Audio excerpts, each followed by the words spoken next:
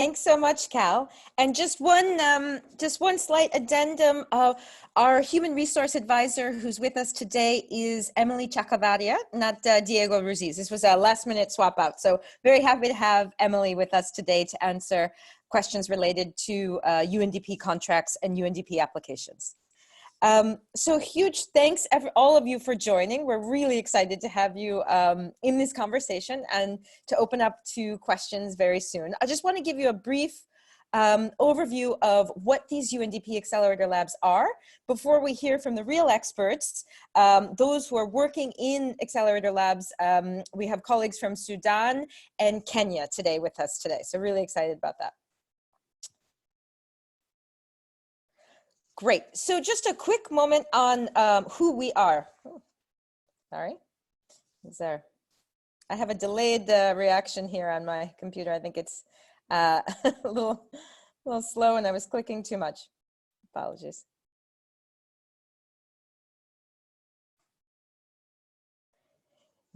Maybe Cal, if you just want to, I'm so sorry, if you want to control the thing, I sort of, I think my computer's a bit slow today. No problem. Thanks so much. Great. Okay, so just first as to who we are at the UN Development Program. We are part of the United Nations systems. We work a lot on eradicating poverty, reducing inequalities, all forms of inequalities, while protecting the planet. If you are successful in this endeavor, you would be joining a very large public sector development organization. We're present in 170 countries around the world, and we have about $5 billion annually in delivery and around 17,000 staff and consultants. UNDP also scores very highly on the Transparency Index, not Transportation Index, Transparency Index, because it publishes what it funds. So we're very proud of that as well.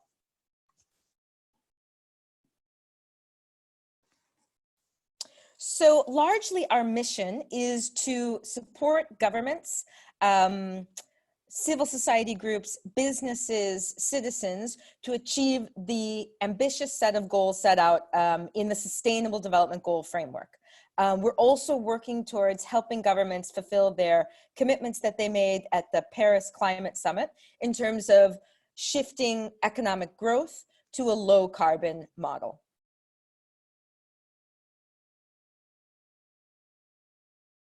So what are we doing with the UNDP Accelerator Labs themselves? We like to think that we are building the world's largest and fastest learning network on development challenges. And I think you'll hear from the colleagues soon on how this works and how much they tap into the Accelerator Labs knowledge in other countries. So this is quite extraordinary. So essentially these are a new service offering that of course works with government, private sector, but also people who are living in poverty and facing the effects of climate change to reimagine development for the 21st century. We're responding to a gap that we see, which is a very accelerated pace of change in the external environment. And while development initiatives are making progress, they cannot keep up with this accelerated pace of change. So what we bring to the table is we tap into a greater breadth of expertise and solutions. We open that definition very wide to be beyond technical experts, but to be new forms of data and to be about people's own knowledge and inventions and hacks and coping mechanisms. We work with a portfolio approach, which means that we don't imagine that one innovation will be the solution for complex sustainable development programs.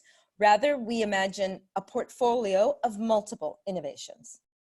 And we're trying to move closer to real-time data to complement existing sources of data that are used in development decision-making.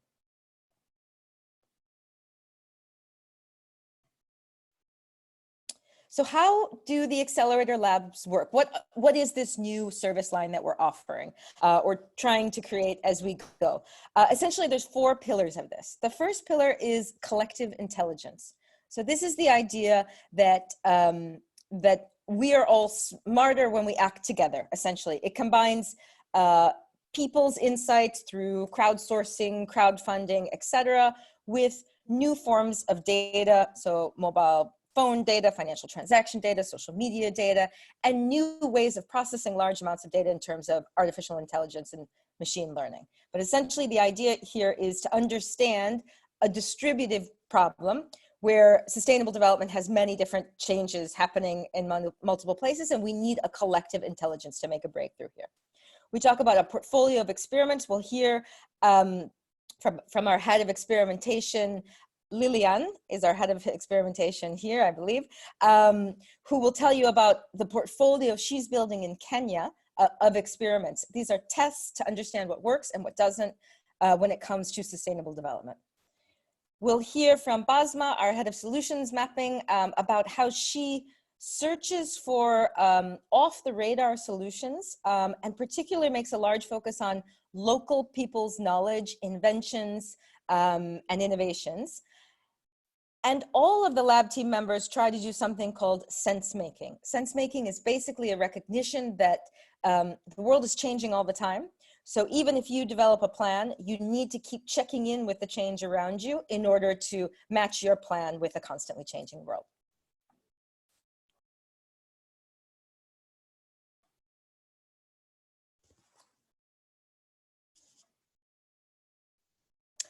So you probably are already aware that we're growing. We currently have 60 UNDP Accelerator Labs serving 78 countries.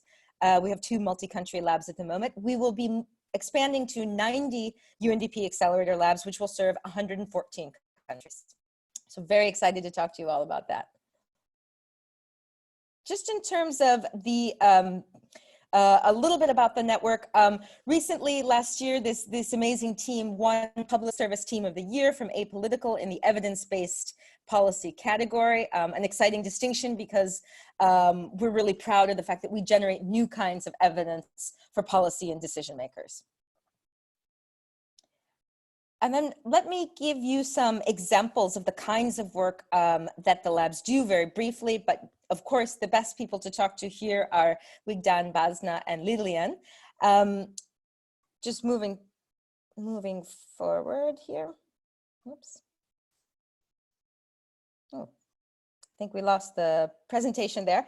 This is going to be one of those AMAs with some technical moments. It happens. Okay, so a few examples of their work.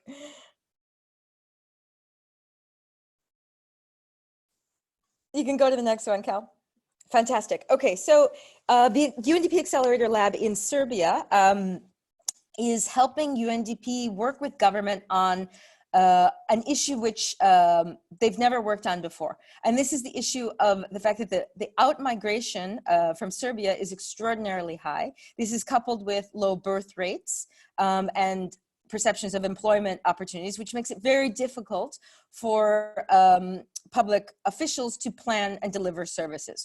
So the Serbia team started digging into this issue. The first thing they did was look at LinkedIn data sources to understand those who were searching for jobs outside of Serbia to get this kind of broad scale look at that.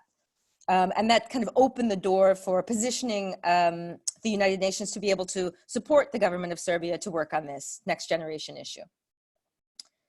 We also have some great work going on in Zimbabwe where they're focusing on the informal economy. They realized that the informal economy makes up about 70% of jobs in Zimbabwe, which is extraordinary. And while usual approaches look at the informal economy as something that needs to be regulated to become part of the formal economy, the Accelerator Lab is exploring ways to learn about it, to connect it, and to actually see it as a feature of the economy, not necessarily a bug. How do you tap into that agile grassroots power that is the informal economy that many of you may be seeing now in your own countries in the context of lockdowns? They are shifting very quickly. How do you tap into that and build that capacity from the bottom up? And then finally, just to share with you some work out of Ecuador. So this is work that's just beginning. They are going to be using satellite imagery to find cattle farmers who don't contribute to deforestation. So this is an exciting model of using big data, not to understand problems, but actually to understand where the solutions are. This would then be followed up from an ethnographic approach of ground truthing the findings from the satellite data to understand more about what is it that the cattle farmers are doing to be able to farm their cattle without cutting down trees. And we do have one more example here, but Basma and Wigdan can tell us much more about this. In Sudan, they're working with behavioral insights, among many other things that they're doing at the moment, to understand the binge consumption and the panic buying that's happening in the context of the lockdown related to COVID-19. So let me just share with you a bit about the roles. We'll talk more about this as your questions emerge, but just very briefly. So the head of solutions mapping, their focus is really to connect the UN Development Program to the communities and the people that we serve, to understand their knowledge, their perspectives, and to kind of bring in this source of expertise into our policy work. The head of exploration focuses on horizon scanning, looking to the next level, tapping into new and unusual data sources, and creating actionable intelligence. The head of experimentation takes this intelligence from the head of solutions mapping and head of exploration. I think we'll hear they work very hand in hand, and designs a portfolio of probes or tests that help us learn about complex issues. The kinds of development issues we're dealing with do not always have best practices, and this is why we need experimentation. We have to make some breakthroughs here to see what works and what doesn't. These positions are all embedded in the UNDP office in each country. And this is where we're bringing in an expertise in social innovation and coupling it with the existing expertise that we have around specific sustainable development problems that we have within UNDP in terms of environmental issues, good governance issues, equality issues, etc. So I think that's it from me. Let us open up and hear from you all. Okay, fantastic. So if you have a question, go ahead and ask it using the Q&A function. We have a few questions already, and I'm going to go ahead and ask some of those to the panel. So we have someone who is from an IT background, and they're wondering, you know, which kind of position might be best suited for them. So it's IT and social entrepreneurship. I'd like to take that.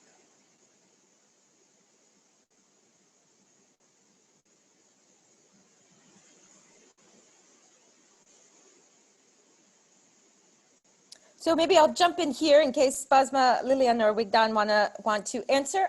So not knowing your background fully, I would guess that might be a match for the head of exploration. It could also be a match for the head of experimentation.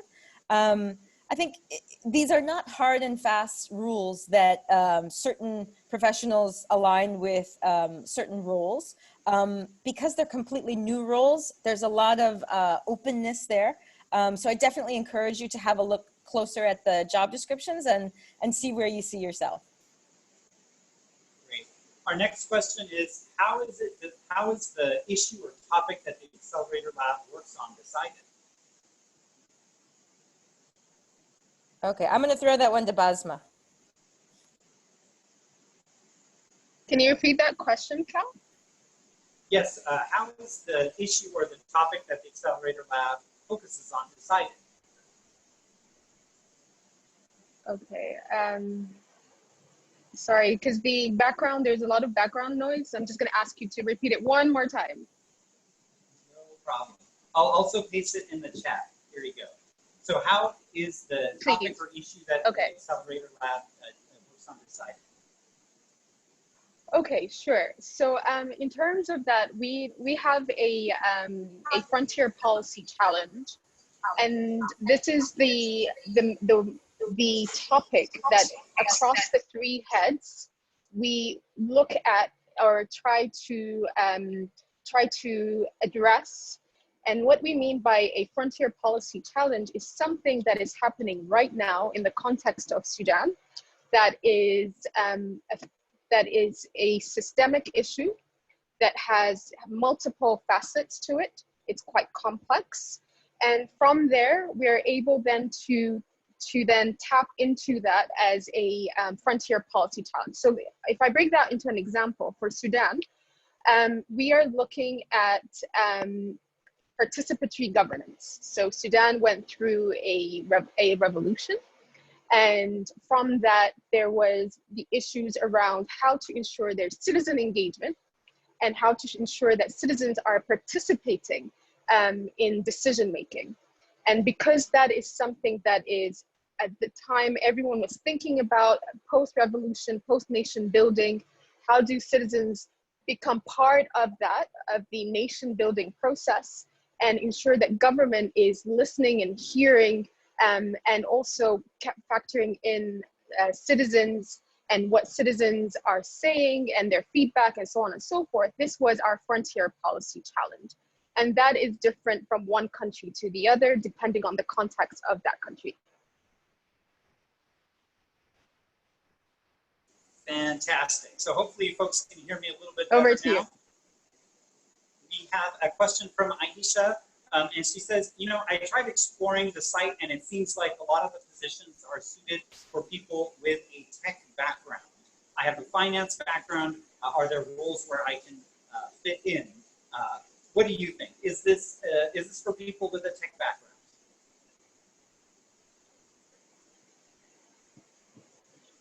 Everyone. Okay, I'm gonna jump in, and maybe hopefully Lillian and Wigdan as well. So I'm from an engineering background. I'm a social entrepreneur before joining the Accelerator Lab. If you're an IT, it's not just IT, and I can tell that from my personal experience. And hi, I'm Wigdan. I'm also from a chemical engineering background, but I also studied development, international development. And definitely not. I'm using my, I would say, soft skills or social science skills much more. And I think the word is autodidacting. So if you are an autodidact, if you are enthusiastic, and if you are hungry to knowledge, then you would just, you know, jump into it and learn as you go. I think that's the most important thing. It's not the skills, but your capacity and your willingness to acquire the skills needed for the job for the day.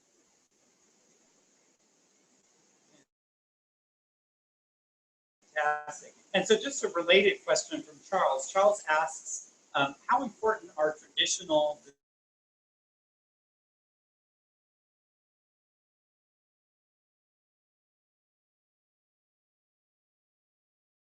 Did we lose Cal? labs actually? Cal?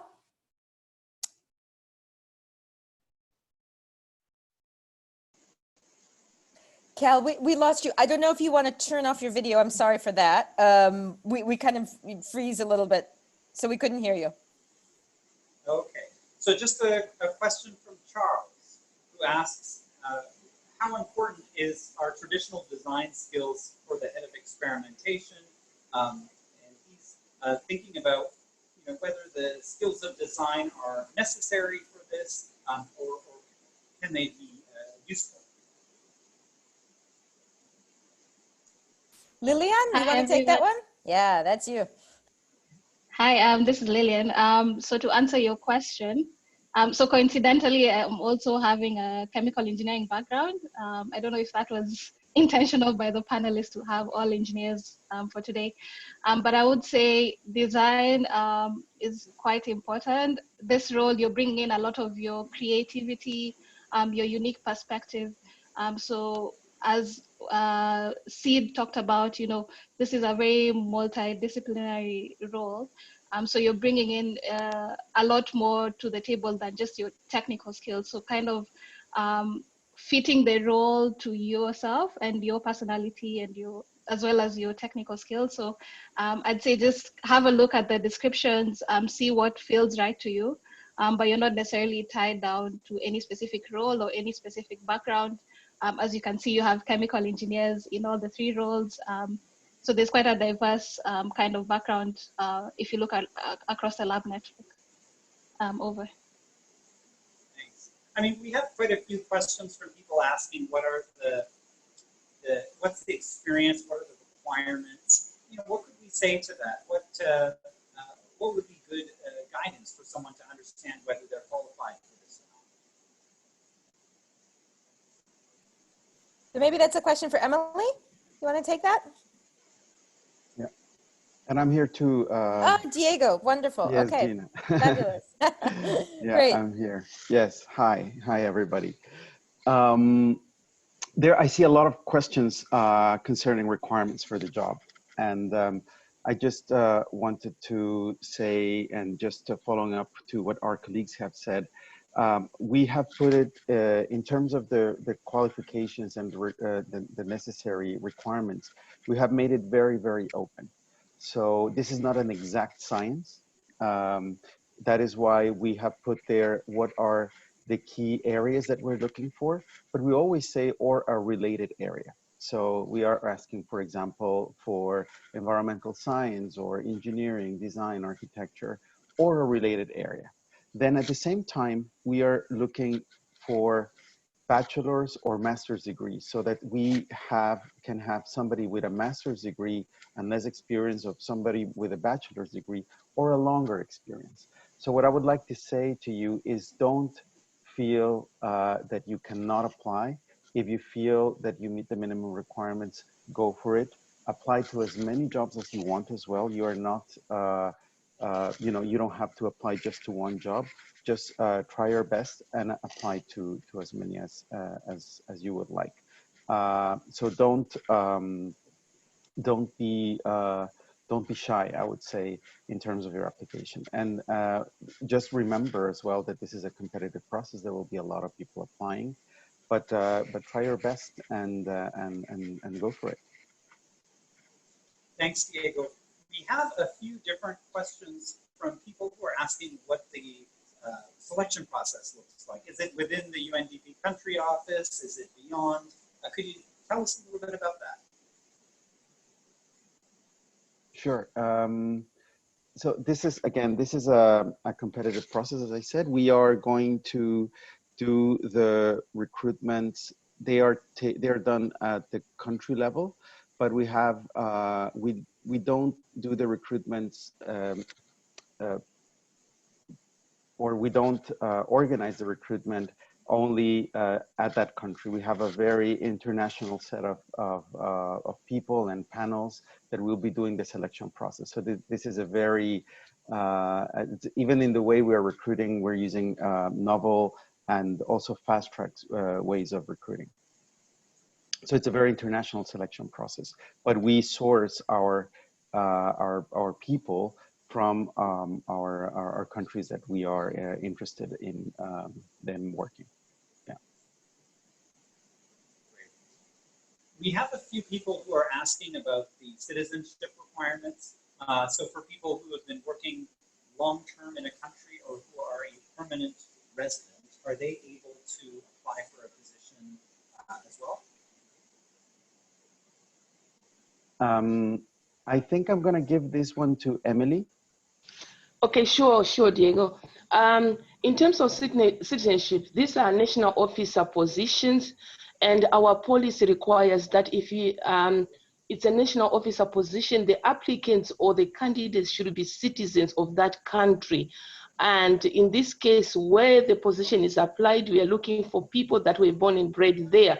So that you have to be a citizen of that particular country. But also we have a situation of multi-countries where an office is covering a number of offices around that. When we clarified with the lab network, Gina and team, they confirmed to us that the positions need to be, the 3 positions need to be in one location. So these positions will be in the country office where they report to the senior management in the country office, but applicants, since it will be covering multi-countries, then it has to go with the local labor laws, whether individuals from the other countries are allowed to work in these positions, because we are taking into our context that these candidates will be supporting, the countries that are included in this group. So that's what we can say. Great. And if you have the citizenship, you don't currently live in the country, you can apply for the position. Is that right? Sorry, you were breaking, Carl. I didn't quite hear, but yes, you know, if you're a citizen of a certain country and you're allowed to work there, especially for multi countries, it's obvious the rules that are surrounding that country. But let me just see. Diego said, what if I'm a citizen of a particular and don't currently live in my country of citizen? Yeah, if you're a citizen, let's say you are working right now in the US and you see your position that is advertised in Nigeria, you are free to apply. As long as you're a citizen of Nigeria, you can apply and you can go home because it will require you to be in the duty station in the country. So if you're a citizen of the country but currently are out, yes, we encourage that you can apply, compete. If selected, you go. In fact, I think many members of the diaspora of their countries have come back to work with Accelerator. Yes, and this has been one of the excellent things that has happened with the Accelerator Labs network is the possibility of bringing all of that experience and diaspora back into our country. So it's really great. Borgi asks, can you briefly describe what a typical working day of the head of exploration looks like? Is the position more focused on effectively collecting and preparing data or analysis? You know, things like report writing or visualization. And we're going to ask that to Rigdan, of course.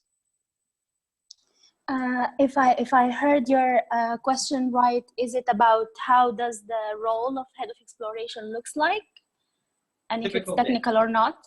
A typical day. Okay. Mm-hmm. So if you're looking for a typical day, I hate to tell you that there is no such a thing. Every day is very, very different. And because I think it's inherited in exploration that you go and you explore and you don't know what's coming out of what you're exploring. But I think there are maybe a group of days, like when I'm working on this project, then these days looks like this when I'm working on that, and then something happened and then you just change. But I would say I don't even have like a typical day, because some days I'm at the office until 6, until 8, until 9, and some other days I'm out just collecting data from slums, from just people just going around and just being a visual anthropologist, looking at what's happening. And some other days I'm just completely looking for trends on social media, or hearing even music, local music, and see what public narrative is changing. So I don't know. Yeah, so it's a typical day is no typical day, if I make sense. Absolutely, thanks. Mate asks, is there any kind of mentorship to guide me through a particular position? I'm coming from a psychology background and I don't necessarily have experience with this work, but I'm very excited to work on these kinds of things. Maybe I'll jump in there, Cal. I would definitely encourage you to apply. I mean, we're looking here, we're acknowledging that the current capabilities we have in the organization can always be enriched by different disciplines and professions. We do work related to psychology, though not obviously psychology in the strict form, but we do work with behavioral insights that pulls in elements of neuroscience and psychology to understand people's behaviors and then to nudge them towards more sustainable practices. So if you meet the year requirements and things and you're really interested, absolutely apply. Lillian, can you tell us about the average duration of the experiment, or how experiments work? Sorry, could you repeat the question? What's the average duration of a single experiment? Okay. You got it? Yeah. So I'd say, I mean, similar to what Wigden talked about, there is no hard and fast rule. So basically for the labs, we're looking at short learning cycles. So the emphasis really is on how much are we learning from this particular learning cycle. with the aim of trying to go through a learning cycle within 3 to 6 months at the longest. So you can have, depending on the kind of experiment, whether it's a field experiment or maybe it's something more intense, it's all relative, I'd say. So it comes back to what is the hypothesis that you're trying to unpack, and kind of what's your process to go about it. Is it you go to the field one day and you get your information and you analyze, or are you running a social media campaign for a week? So there are different kinds of contexts, just going back to what kind of experiment are you running. Over. Thanks. We have a question from Chime, who asked, what are the challenges that the Accelerator Labs have experienced so far, and how are they doing? Tell us about the tough times.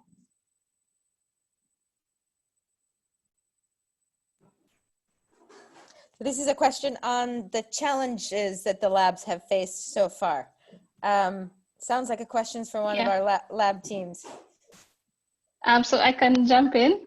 So I'd say one of the biggest challenges would be this, the labs are intended to be a disruptive force in the way UNDP works.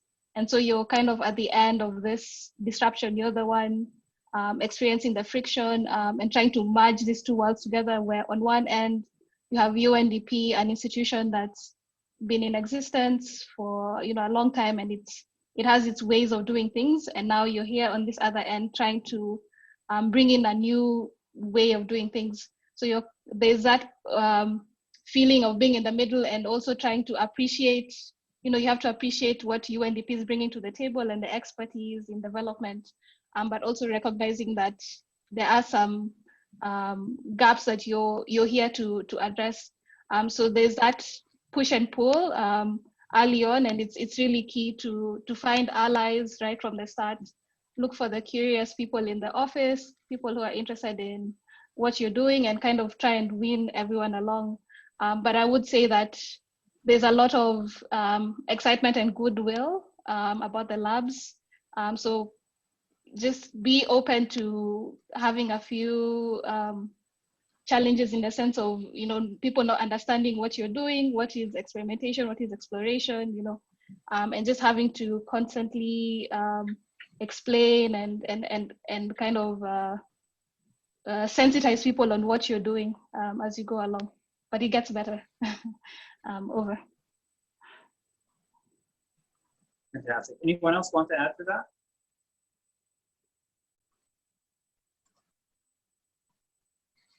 Okay, we have a few people who have asked about... I'll jump in on this one, Cal. Go ahead.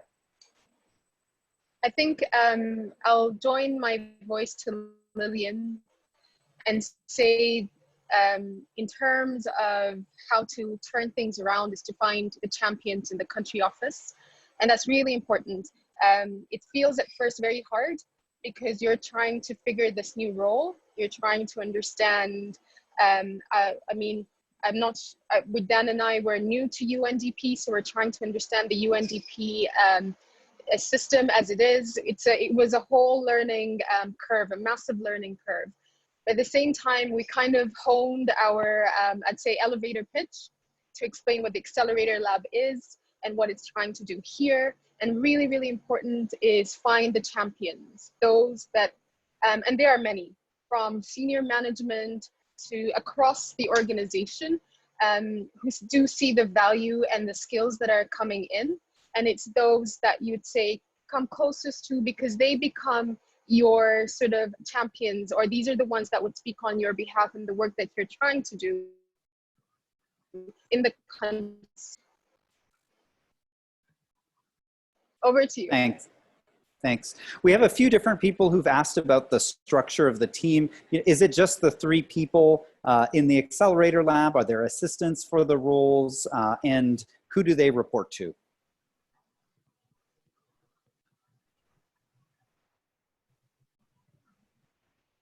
Any of our lab team members want to take this, or would you like me to take it? I'll take it just so we keep moving here. Unless Basma, you want it? Yeah, sure. I mean, I was like, okay, which one of us is going to answer? But it's the three of us in the lab. So as you can see, head of experimentation, solutions mapping, and exploration. We report to the resident representative of our country office in Sudan, Mr. Salva Ramachandran, and we do not have assistants. So sorry to say, it's all hands on deck when it comes to here. But interestingly, for our lab in Sudan, we do have a administrative role that supports us around the sort of the administration and the operations side, which leaves us or gives us a bit more room to concentrate on the work that we do. But this is no by means the set case for all the other labs. This is just something that is happening here in Sudan. Over. Omran asks whether there's any cross-border collaboration that happens, or are all projects done locally?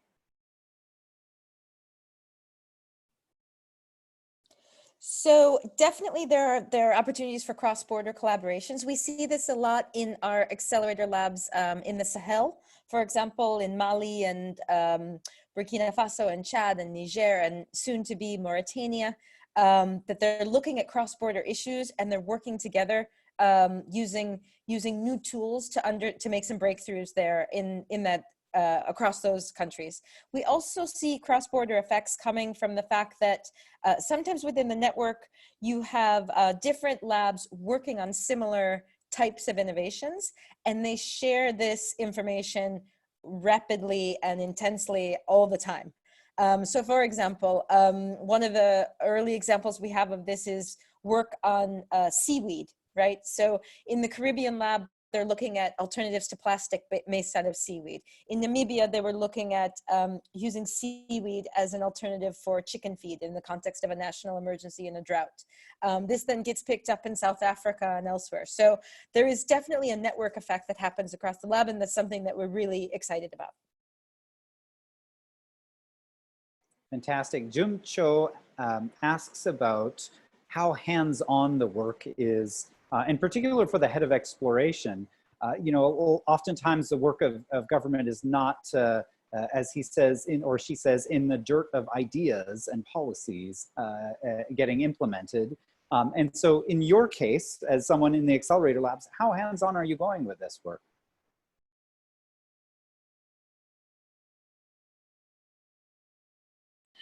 Okay. In our case, as Basma was saying, that our frontier policy challenge is participatory governance. So it was not. So we recognize that we need to work with the government from day one, not just as an ally or to guarantee a political buy-in, but that's going to be our area of work. So from an exploration perspective, sense making was key, because you needed to pick up on trends and you need to identify the demand. So if you look at it as a market, you need to identify the demand and then see what you can match, or also create the demand. So two stories. The first one, we did something called the public perception survey. And we picked up on signals that it might be useful for the government. First, the Ministry of Finance, and also the Prime Minister's office. So from sense making, from understanding what their needs are and matching it to our own skills, our RR found it a good idea to pitch it, and we eventually are now working with the Prime Minister's office. And the other thing that we're doing also from the data, from the emerging issues. We've been collecting data about emerging issues every month and whatnot. And also the Ministry of Social Welfare picked up on the work, and now the lab might be working, the whole lab might be on secondment basis. We did not figure out that yet, but we got an official request from the Ministry of Finance to do exactly that. Helping them around sense making and data and that. So wrapping it up, know what's going on around you. If you pick up on a demand other people are not seeing, then just pursue it. And if not, create the demand, show your value, and show what you can bring to the table. without, of course, being forceful and understanding the political atmosphere that you're in. Over. Wonderful. And what exactly are the Accelerator Labs accelerating? Are they accelerating businesses or startups, or is it something else?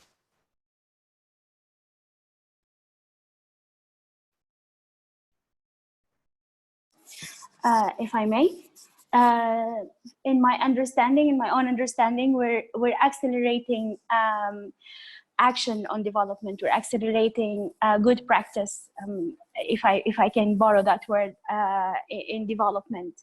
And accelerating also solutions, if I may say, solutions that won't create future problems. So it's more like a demo and more like an experiment, a solution, and a tool.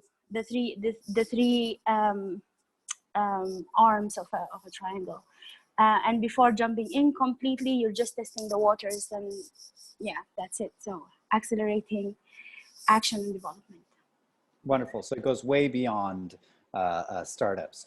We have a few people who've asked about KPIs. How do we know that the Accelerator Labs are being successful in the work that they're doing?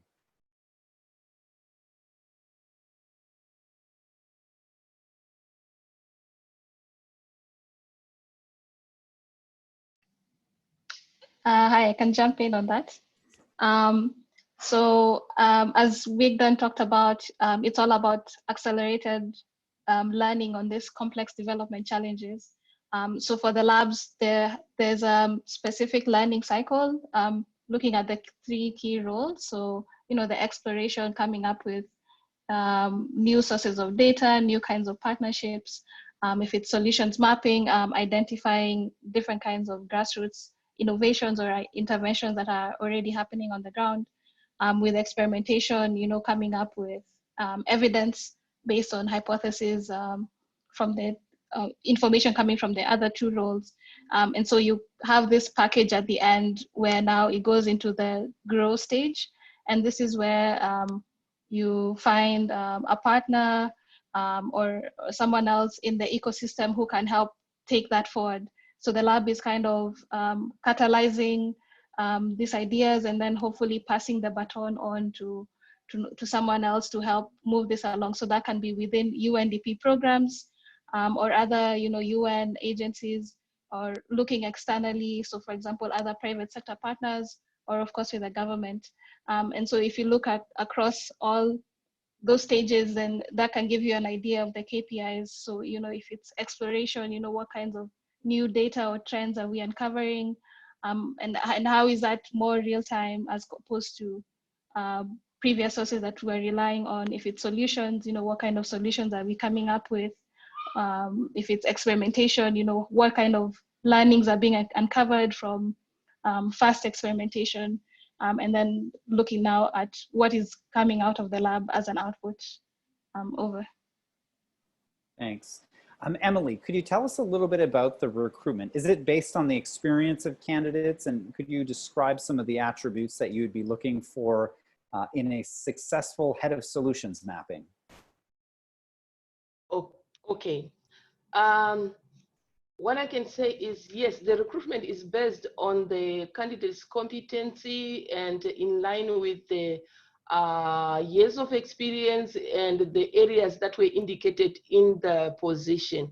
As Gina and others have explained, the field that we are looking at is actually broad. So it is based on the interest of the candidate and the experience the candidate has had. So in our adverts, as you can see, we say there are NOB positions and minimum experience is 2 years if you've got a master's degree and 4 years if you've got a bachelor's degree within the field of that area, and then it has to go with that. And it's broad, but we value all the experience that is coming in this one. And then in terms of the recruitment process, Diego already outlined, it's going to be very competitive and there are a number of candidates that are applying, but that is how exciting it is, because at the end, we'll have to look at all the CVs first and make sure that at least they meet the minimum requirements and actually relevant experience that they have, this minimum 2 years or 4 years, depending on your qualifications, meets what we were looking for the head of experimentation. From there, after we have done the long list, we will have to narrow on candidates that are going to be shortlisted. We'll send a video interview, which you have to do independently in your, timed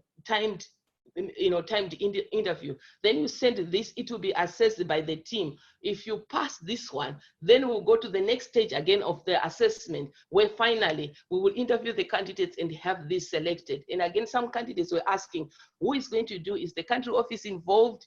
Who takes a part in this? This is a combined recruitment process where we have already the team that you see, Gina, Lucas, and the other team members that are there. They're going to play a part, including the country office management on the ground. So it's a combined innovating. We're not saying one person is going to recruit. It's going to be competitive and transparent.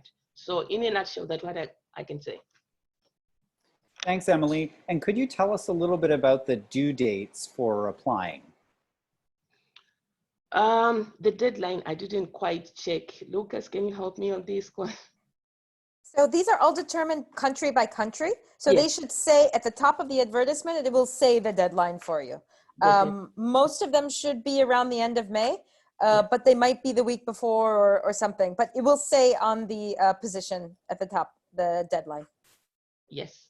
And like Gina said, they are hoping to have the team on board by the end of the summer. So this is quite, urgent to do. So by the end of the summer, August, September, I think, yeah. We have a few more people who are asking about the selection process. And just to be clear, the selection process is at multiple levels. So it's at the country office level, it's through the Accelerator Labs network. So other country offices are involved, and so is the team at headquarters. Yeah. Yeah, thanks. Let's see, what else do we have? We have almost 150 questions, folks. So fantastic set of questions. I'm trying to get through as many as possible and make sure we cover all of the different angles. We have a couple of people who've asked about the length of the program and the length of the job. So if I'm hired to join the Accelerator Labs, how long is that position for, and how long does the Accelerator Lab program itself last? So I'll take that one. So we always award 1-year contracts. However, this generation of Accelerator Labs, these labs that we're recruiting for now, will be in existence for 3 years. So until the end of 2022. And just to add to that, these are staff positions, full UN national officer staff members. Fantastic. We have a couple of questions about the structure and the leadership of the team. So is there an internal leadership team, internal leadership structure rather for the team, and who does the team report to?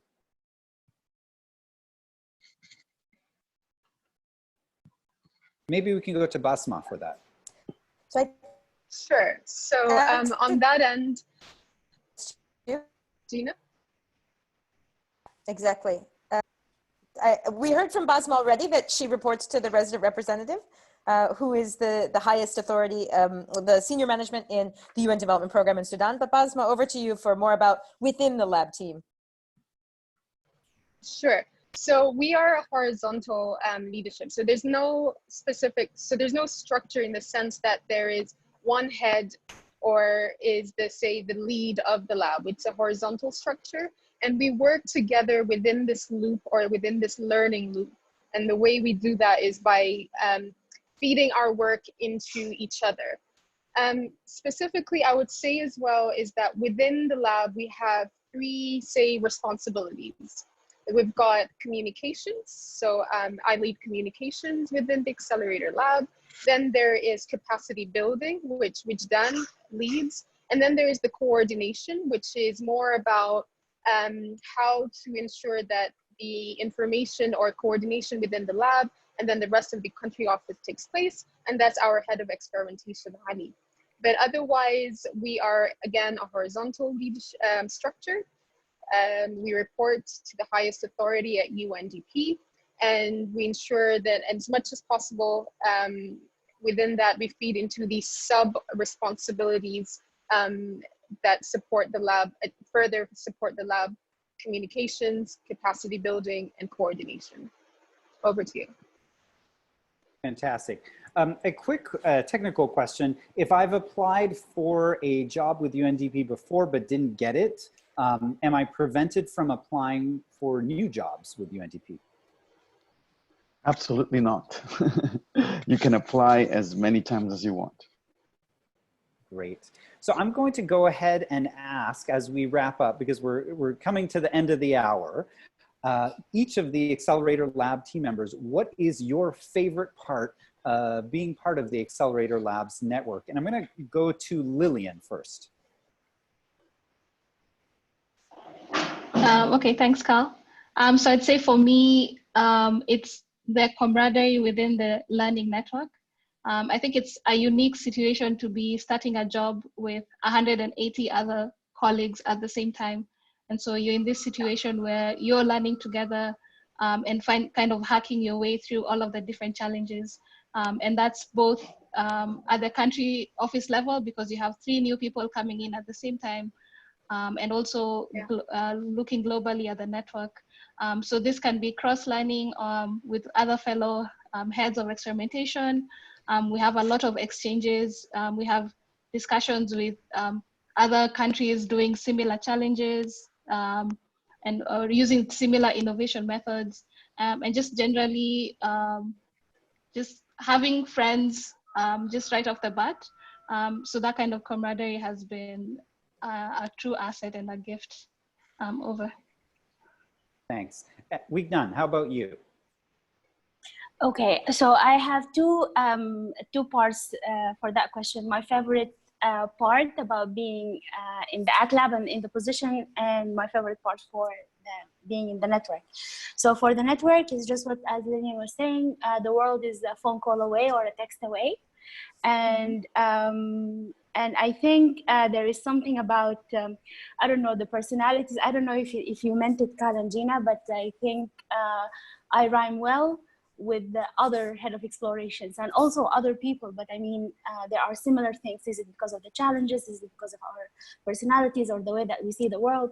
So that's a unique support system that I've never experienced in my life, to have so many like-minded people you know, just a phone call away. So that one, and the other thing about the position is the level of freedom, but it's a responsible freedoms, because, you know, for me personally, I don't operate well with rigid structures, but I also need structure.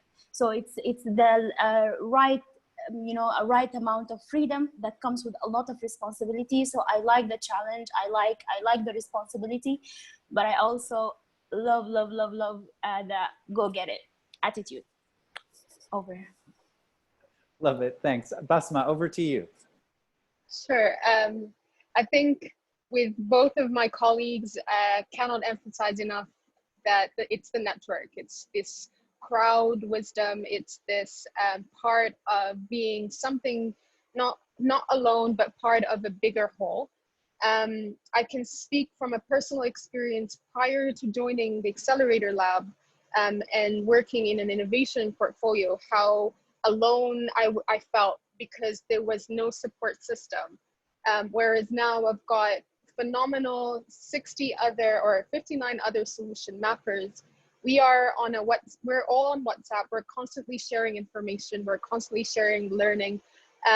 So what's really interesting about it is that there is this level of openness, and there's a level of, there's no hoarding of information, but rather a camaraderie of sharing information and experiences. And that makes it so beautiful, because you can always see how you can then bring that to the country office and contextualize that over to your work, and vice versa. A massive support, I would say, whether it is drafting TORs, whether it is how to come together as a team. I mean, it's just fantastic to have that. And it's not just as the solution mappers, but it's also the wider network as well from the global team. whether it's resources that are constantly being shared, which is phenomenal because it makes our life a little bit easier. And then it's just the learning, the level of learning that happens. And I'd say it never makes a dull day because you're constantly learning something new and sharing something as well. Over to you.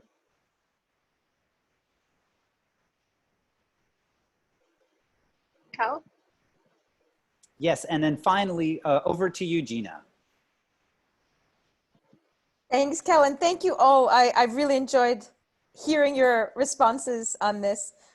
Apologies, my internet goes in and out. But let me just be very specific that you do learn something new every day. And I can personally say I've learned about collective intelligence from Wigdan. I've learned about connecting grassroots innovators and the value of that from Basma. And I'm learning about how mobile money works in Kenya, and hoping this can be shared globally, because a lot of us are looking to adapt those practices that have matured very quickly in Kenya, and Lillian knows a lot about that. So the learning is very real and very specific. It's not a fairy tale. Thank you so much, Gina. Everyone, almost 200 of you, thank you so much for joining this Accelerator Labs Ask Me Anything question. I'm afraid we haven't been able to get to everyone's questions, but what you will find is a wealth of information on the Accelerator Labs recruitment page. So do go ahead and look at that, and look at some of the different background information that we've posted around the requirements and the experience that we're looking for around those positions. If you know someone else who would be interested in this, go ahead and share this with them, because we are hosting another 4 webinars, another 4 Ask Me Anything sessions where we'll be answering questions, and you'll have the chance to hear from real live Accelerator Lab people. So that's it from us today, and thank you very much for joining us. Thanks so much, Cal. Thank you. Thank you. Good luck, everybody. Thank you. Shukran. Bye. Thank you.